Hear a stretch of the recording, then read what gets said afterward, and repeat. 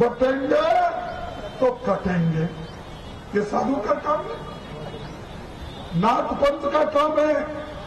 अरे ये काम कोई टेररिस्ट बोल सकता है। योगी आदित्यनाथ के नारों और योगी की भाषा से बेशुमार नफरत करने वालों को योगी के भगवा कपड़ों के बाद उनके मुड़े हुए सिर से भी दिक्कत है। गेरुआ कपड़े पहनते हैं और सर पे बाल भी नहीं रखते। तो ऐसे एक नेता है जो बीजेपी ने पैदा किया। मैंने कहा कौन आने वाला है, तो बोले योगी आने वाला है। लेकिन एक बात याद रखना टकलो, भाषण के बाद कटकट गेट में आके नान खलिया खा के जरूर जाना मेरे भाई। ये लाल रंग इमोशन का है। हमारे मुख्यमंत्री जी इमोशन नहीं समझ सकते हैं। और देखो हमारे यहाँ तो बाल भी हैं सर पे, तो कम से कम ये टोपी उन लोगों के भी काम आ सकती जिनके बाल ना हो, गंजे जो लोग। तो क्या राजनीति में इस तरह कपड़ों से सफेदी लाएंगे मोदी और योगी विरोधी? कौन मुख्यमंत्री बन सकता है और कौन नहीं? क्या ये पहचान सिर के बालों से ही होगी? यूं तो योगी आदित्यनाथ भगवा पहनते हैं, करोड़ों साधु संतों का यही परिधान है। भगवान श्री राम भी गेरुआ वस्त्र धारण करते थे और भोले शंकर के कपड़ों की यही विशेषता है। इसलिए कहीं ऐसा तो नहीं एक साथ समूचे सनातनियों का माखौल उड़ा रहे हैं कांग्रेस के अध्यक्ष मल्लिकार्जुन खड़गे और उनके फोकस में हैं मुस्लिम वोटर। कौन एक साधु के बेस में रहते हैं, लेकिन अच्छे पॉलिटिशियंस बन गए हैं, चीफ मिनिस्टर भी बने हैं और उनका गेरुआ कपड़े पहनते हैं और सर पे बाल भी नहीं रखते। तो ऐसे एक नेता है जो बीजेपी ने पैदा किए। ठीक है कि हम मुझसे कोई कांग्रेस की एंटी हिंदू थ्योरी की हिस्ट्री बहुत पुरानी है, लेकिन सनातनियों के सम्मान में इस लेवल तक पहुंच जाएंगे ये बेहद चौंकाने वाला है।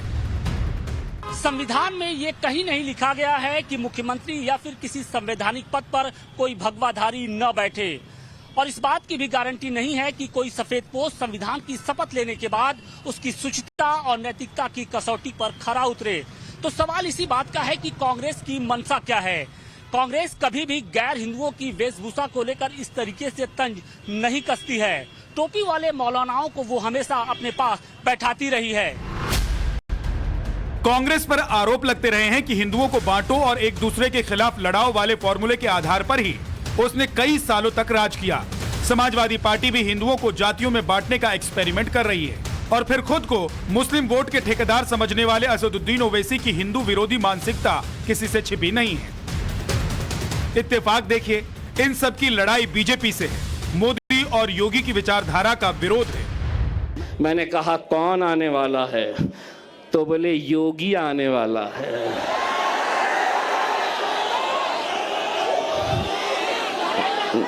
मैं बोला अच्छा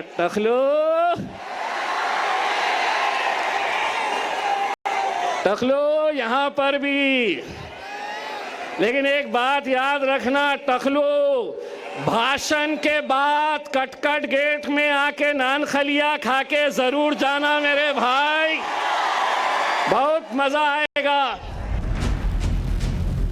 जैसे जैसे योगी की इमेज मजबूत होगी, उनके विरोधियों के शब्दों की गरिमा भी उखड़ती जाएगी। रिजल्ट सामने है, डर फ्यूचर का सता रहा है। इन विधानसभा चुनाव में अगर हिंदुत्व फैक्टर काम कर गया तो फिर कांग्रेस के लिए आगे की राह बहुत मुश्किल हो जाएगी। राज्यों के चुनाव में बीजेपी इसी फॉर्मूले पर काम करेगी और कभी देश की सबसे बड़ी पार्टी रही कांग्रेस का वजूद फिर से खतरे में आ जाएगा।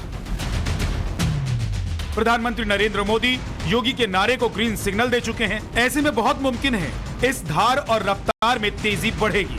खड़गे के बयान की परवाह किए बगैर योगी ने फिर से वही बात दोहराई जिसके चलते बात कपड़े और मुड़े हुए सिर तक आई।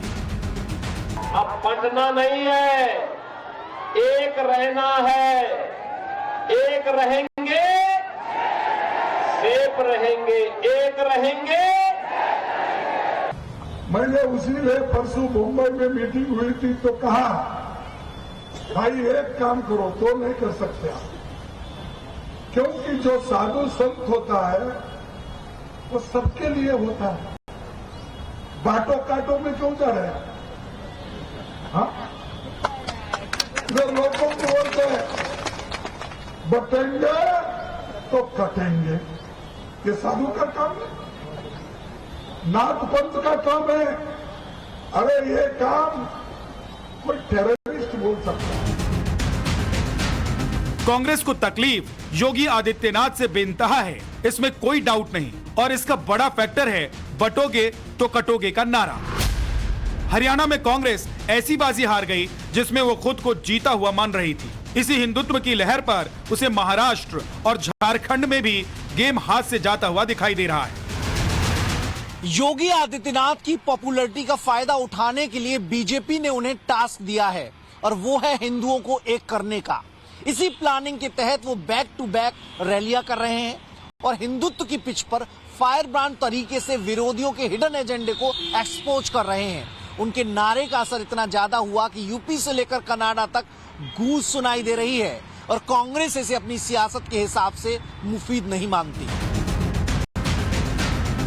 यही सनातन फोबिया समाजवादी पार्टी के मुखिया अखिलेश यादव को भी है, जिनके कानों में योगी आदित्यनाथ के लाल टोपी के काले कारनामे शब्द गूंजते हैं तो योगी के कपड़ों पर पहुंच जाते हैं। संतों की तुलना माफिया और मठाधीश के जरिए करते हैं। कि जो जितना बड़ा संत होता है वो उतना ही कम बोलता है, और जब बोलता भी है तो जन कल्याण के लिए, इसलिए उसके वचन प्रवचन कहलाते हैं। यहां तो सब उल्टा ही है, इनकी योग्यता की परीक्षा करवानी पड़ेगी, क्योंकि जिस तरह के भाषा इस्तेमाल हो रही है उससे कहीं ना कहीं लग रहा है कि उनकी योग्यता के बारे में भी हमें और आपको जानना चाहिए। तो अखिलेश के लिए योगी आदित्यनाथ मठाधीश की तरह है, और मल्लिकार्जुन खड़गे के लिए योगी की भाषा आतंकवादियों जैसी है। याद कीजिए, मल्लिकार्जुन खड़गे ने कभी बीजेपी को आतंकी पार्टी कहा था, और इनके नेता भगवा आतंकवाद की थ्योरी गढ़ चुके हैं। खड़गे जी ने बिल्कुल ठीक कहा है। समाजवादी पार्टी कंप्लीट जिनके बारे में वो कह रहे हैं, हम उसका समर्थन कर रहे हैं। हम ये कहना चाहते हैं कि धर्म का चोला ओढ़कर जो मुल्क को काटने की, पीटने की, बेटियों से कब्र में निकाल के रेप करवाने की बात अपने सामने करवाते हैं, वो साधु नहीं हैं, और उन साधुओं का जो समर्थन करे वो भी उनका गिरोह का है। योगी का भेष बदलकर और सत्ता को भोग रहे हैं तो ये उचित नहीं है। अगर आपको सत्ता में या राजनीति में आना है तो सीधे तौर पर आइए। ये सैफरोन कपड़ा पहनकर लोगों को धोखा देने की क्या आवश्यकता है? सनातन धर्म में साधु सन्यासी क्या पहनेंगे, इसको कांग्रेस पार्टी कैसे परिभाषित कर सकती है, जो भ्रष्टाचार के आकंठ दलदल में डूबी है, तुष्टीकरण की राजनीति में डूबी हुई है, और सनातन धर्म पर जब जब हमले हुए हैं कांग्रेस पार्टी ने हमेशा ऐसे लोगों को प्रमोट करने का काम किया। किस तरह की भाषा बोल रहे हैं? इतने वरिष्ठ नेता होकर एक युवा मुख्यमंत्री के लिए जिस तरह की भाषा उन्होंने बोली है, उनको मालूम होना चाहिए कि कांग्रेसी की तरह वो नहीं है जो सफेद कपड़ा पहन के सारे काले काम करते हैं, और जब भी सरकार बनती है तो घोटाले करते हैं कांग्रेस के लोग। ये कांग्रेस के लोग गांधी जी की दी हुई खादी का सिर्फ ऊपर से तो पहन लेते हैं, अंदर से उनके विचार गांधी जी के नहीं होते। राजनीति में शुचिता का कोई मतलब कांग्रेस के लिए नहीं होता है। बात भगवा वस्त्रों की थी तो फिर साधु संतों ने कमान संभाल ली। कांग्रेस से सवाल पूछे, माफी मांगने की डिमांड कर दी। जब मल्लिकार्जुन खड़गे घुटने के बल चलना सीख रहे थे, उस समय गोरक्षनाथ के महंत दिग्विजयनाथ जी अर्थात योगी जी के दादा गुरु सांसद हुआ करते थे गोरखपुर के। इसलिए तीसरी पीढ़ी राजनीति में है आदित्यनाथ जी, और राजनीति मत सिखाइए। आपका हिंदू विरोध, सनातन विरोध जग जाहिर है। मल्लिकार्जुन खड़गे यदि 24 घंटे के अंदर माफी नहीं मांगते हैं तो मैं विधिक कार्रवाई कराऊंगा और सुप्रीम कोर्ट तक जाऊंगा, और मानहानि का मैं दावा जो है तो इस पर मुकदमा ठोकूंगा यह व्यक्ति एक तरफ संविधान बचाने की बात कर रहा है, दूसरी तरफ इसका बयान संविधान विरोधी है, जिसको बर्दाश्त नहीं किया जाएगा।